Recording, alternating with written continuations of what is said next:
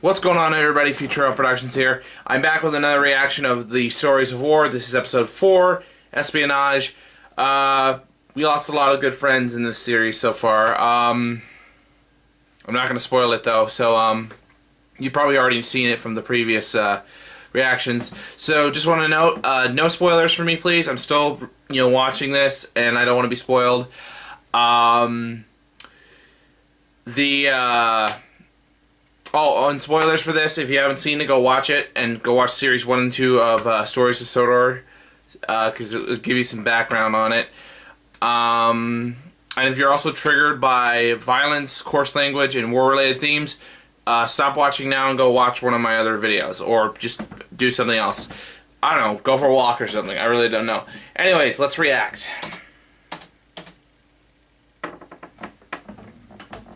Alright, settle in. І люди, лишенные совести и честь, люди с моралью животных, имеют наглость. I have no clue what he's saying. Великой русской нации.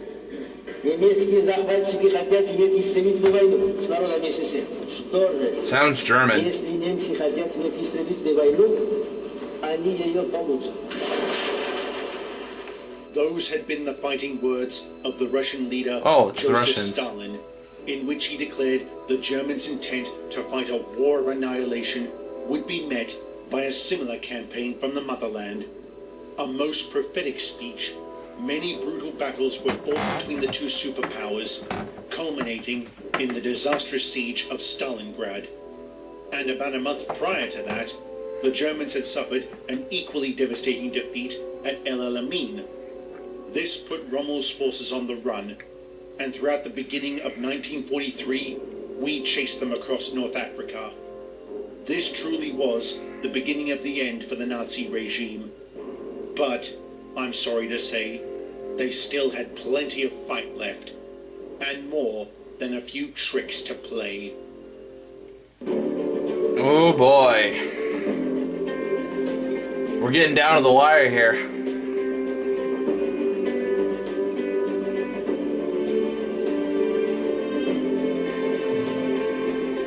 Yep, new newspaper articles. They're changing it up.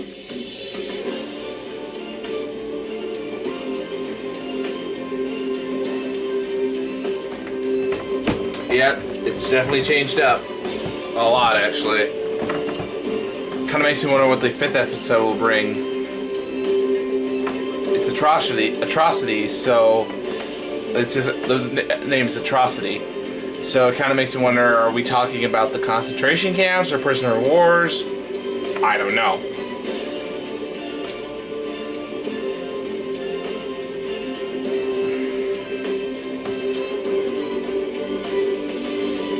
Fantastic intro as always. There's an unwritten rule when it comes to war, and that is win by any means necessary, no matter how disreputable.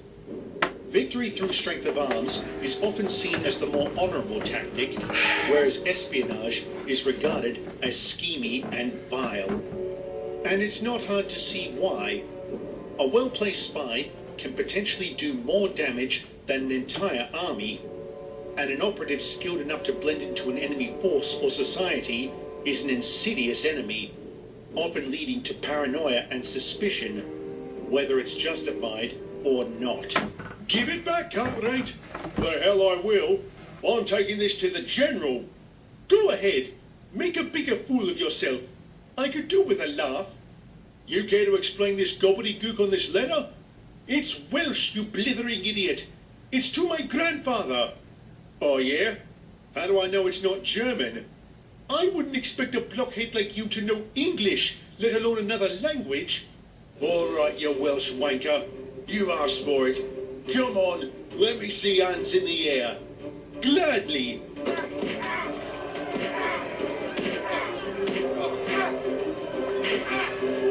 Okay. All right, break it up. Break it up.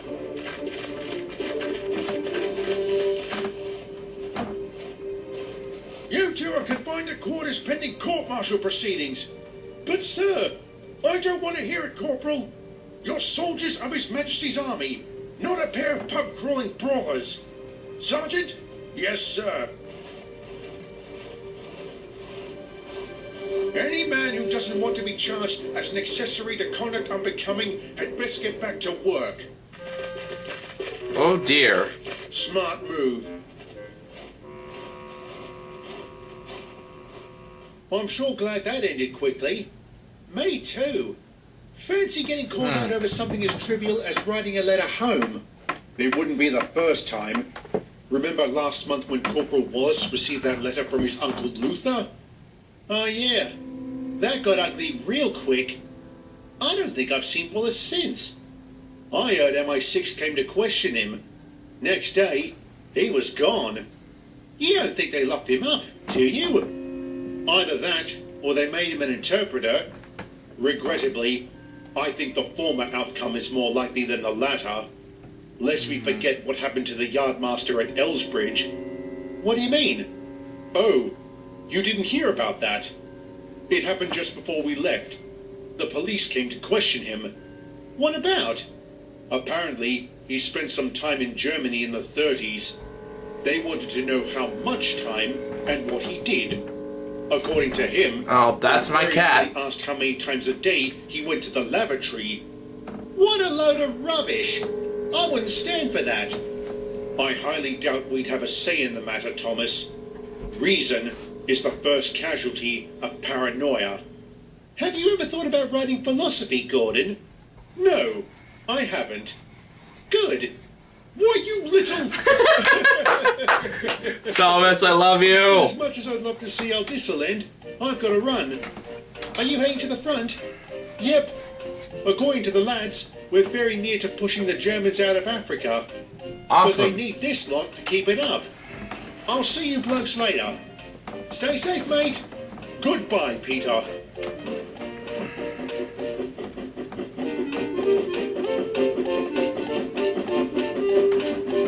Awesome episode so far. Uh-oh. Uh-oh.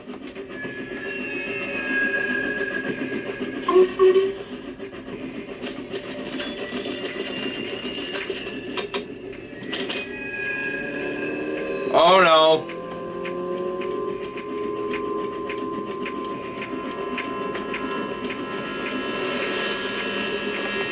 Oh no.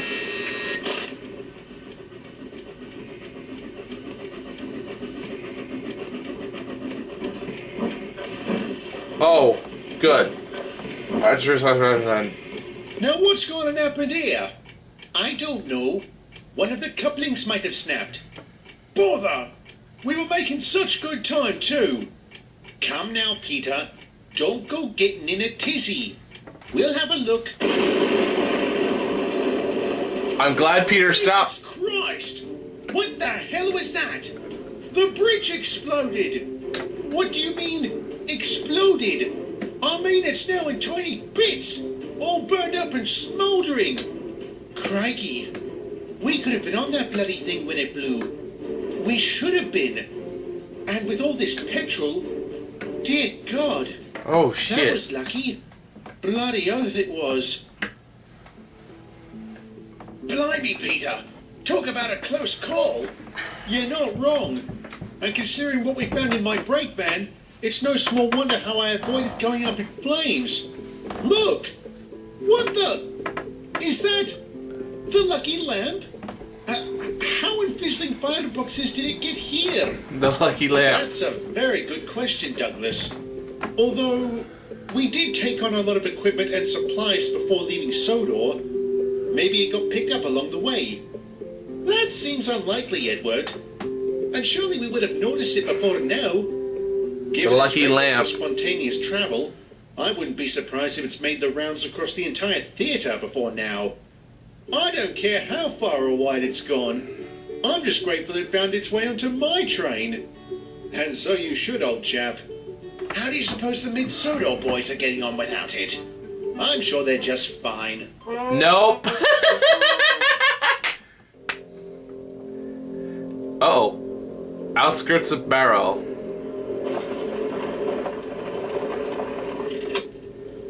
Uh-oh.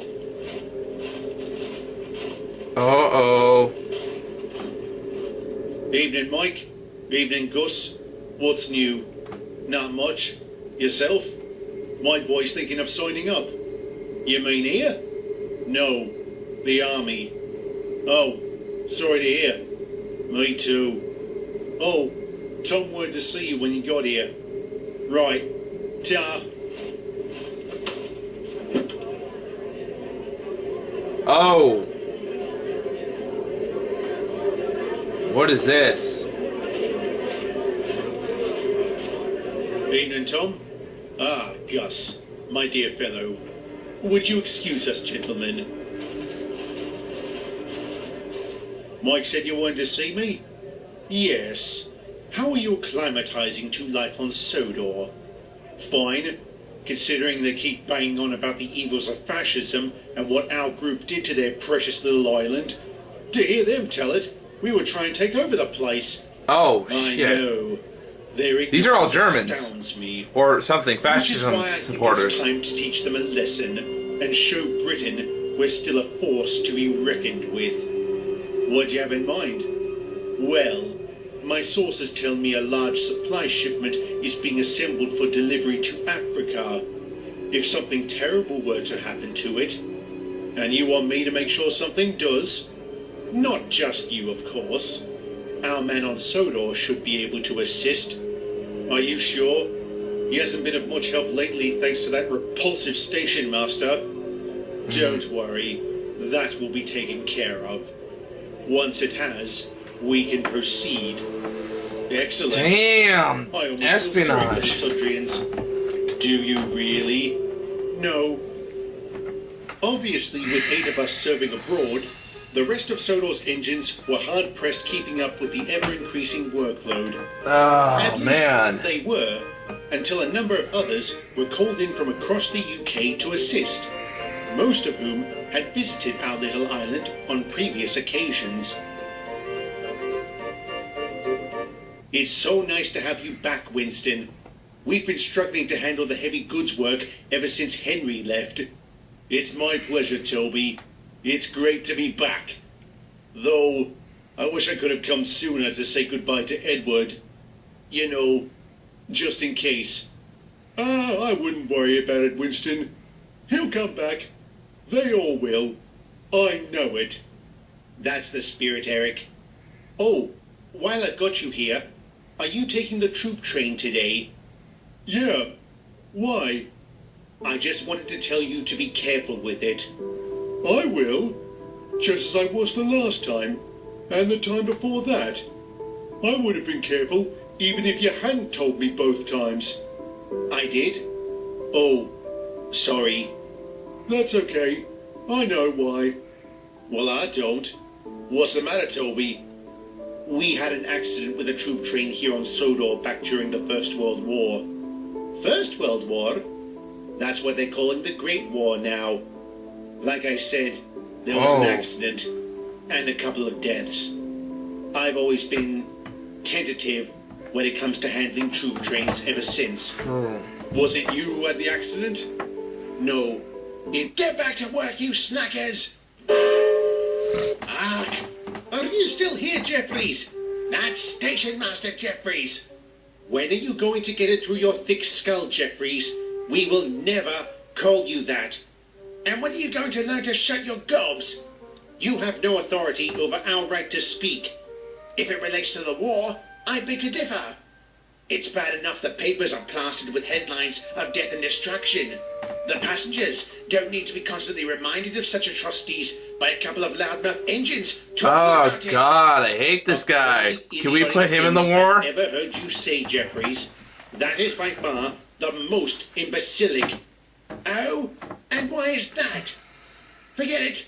I don't care what a steam-powered cattle truck has to say about anything.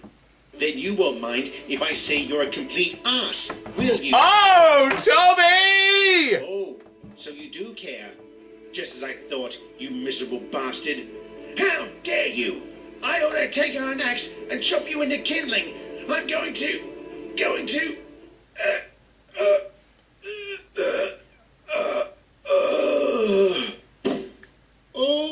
shit. Did you just have a heart attack?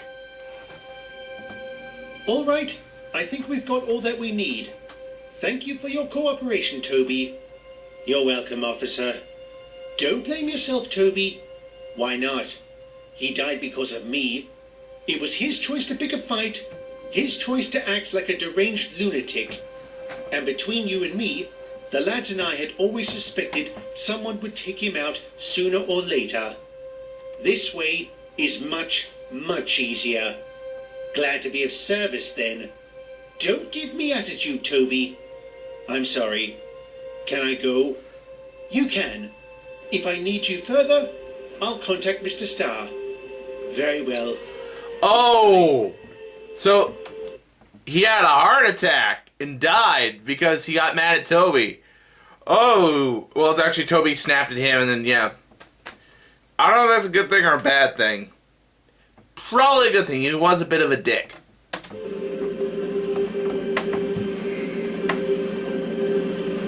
Oi, lads. What's going on over there? Jeffrey's died.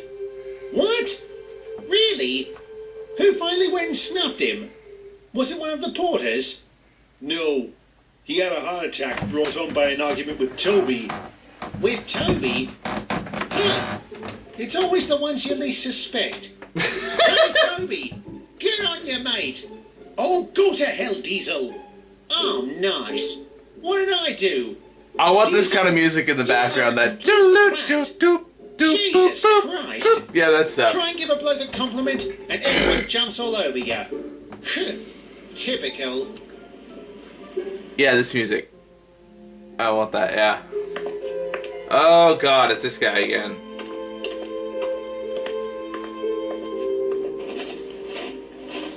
Wait. Evening, Bobby. Good evening, Gus. How are we on this bright and beautiful night? You're very cheerful. And why wouldn't I be? Surely you heard about what happened to Jeffries. I did. Tragic. And a little confusing. I heard he died of a heart attack. That's what makes it all the sweeter. Because it saved you taking him out? Or had you already tried? Would it matter to you if I had? Not in the slightest. He can't interrupt us like he has every other time. Worthless busybody. May he not rest in peace. I'll drink to that. Just as I will to our triumph this time tomorrow. It's happening tomorrow. It is. Have you noticed the crate I'm standing next to? The one filled with tractor parts? Not filled with tractor parts. No. So, how are we going to do this? Simple. We load it into your brake van, and it gets taken to Knapford as the schedule says. You simply set the timer and walk away. How long will I have? 30 minutes? That should be long enough for you to get clear. Just hop on a bus at the station. Or run, whichever comes first. We'll meet at my house tomorrow night, and then we'll get the hell off this island. Thank God. One more day on this miserable scrap of land, and I'll lose my mind. Motherfucker. Does anyone know how Toby's doing? I last saw him up at Farquhar. He looked pretty miserable, and said he was going to spend the night there. I guess he just wanted some time alone. The poor fellow.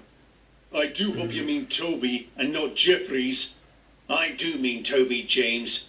But for the record, I never really met Jeffries, so I shan't judge him. Oh, so you are capable of not passing judgment, Alfie. You learn something new every day. You have absolutely no right to gripe about being judged, Jeffy. Not after that abysmal trick you pulled on me in London all those years ago. How many times do I have to apologize for that? What will it take for you to let it go? For you to return to Railgate and never come out again? Lads, you might want to pipe up about now. Why would we do that? Because I don't take kindly to bickering. Oh, good morning, Mr. Starr. Morning, Jeffrey. Is there Jeffrey, going to be that's a his problem name. between you and Alfred? No, sir. No, sir. Good. Because we have a very full day ahead of us. That shipment will be leaving for Africa soon, and we need to make up for the time we lost yesterday.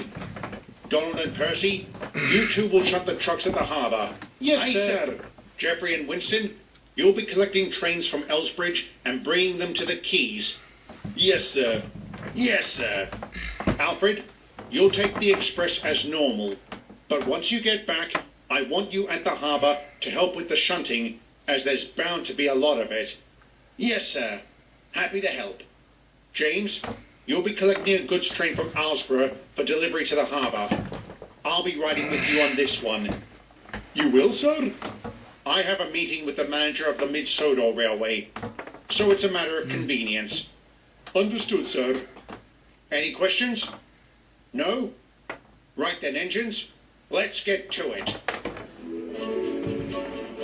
Everything seems so good for now, but it's only a matter of time before that bomb or whatever that is and that's going to be put in the caboose. Not the caboose, the brake van's going to blow up. And I really hope it doesn't blow up the way I think it's going to blow up. Kind of hope Annie and Clarabelle are doing alright. Haven't seen them all during this series.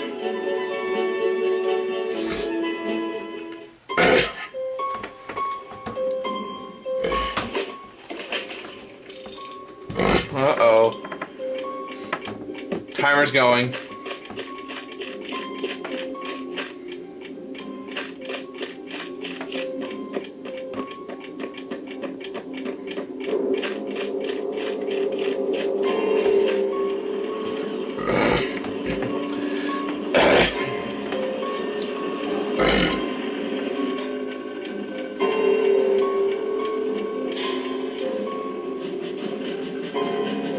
Oh no.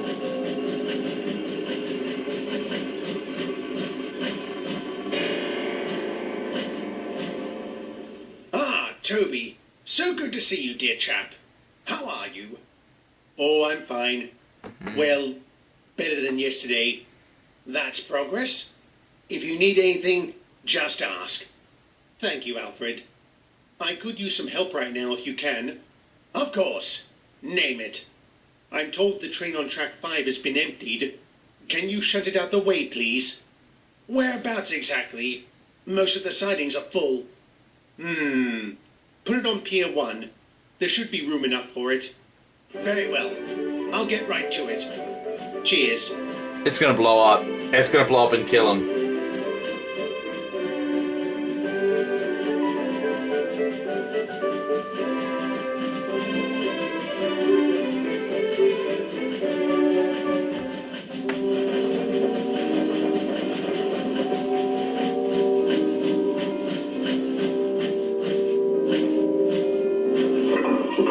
I say, Alfie, how does it feel to go from being a premier express engine to a simple shunter? You mean how does it feel to be a productive, law-abiding member of society? Pretty damn good. You should try it sometimes. I really should have anticipated that. Yes, you should have. Railgate has clearly stunted your intellect. You might just be the world's It's gonna first blow up. waterweight. It's gonna blow up. No, Stop talking. It's gonna blow up. You have the same caliber of humor as a German. I suppose that accounts for your name. One of these days, Jeffy, you and I are going to come to blows. I always expect. Oh, it's gonna The blow. question's only been when. Not today, if it can be helped. Alfred, can you hold off moving this train a moment? Certainly. Is something wrong?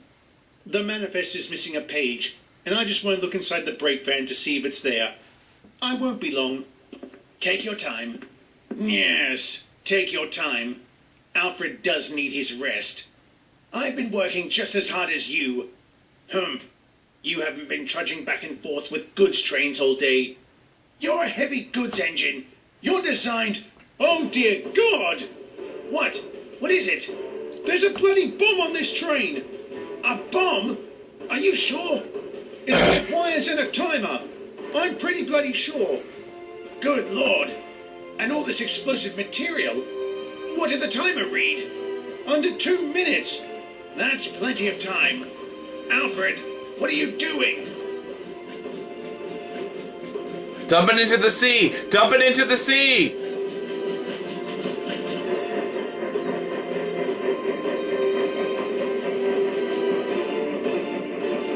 Goodness, Jeffrey.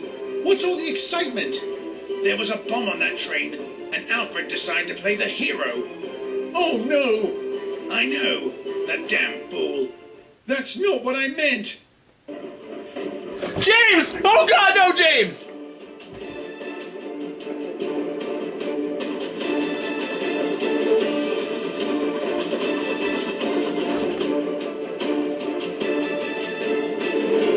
James, look out! What the?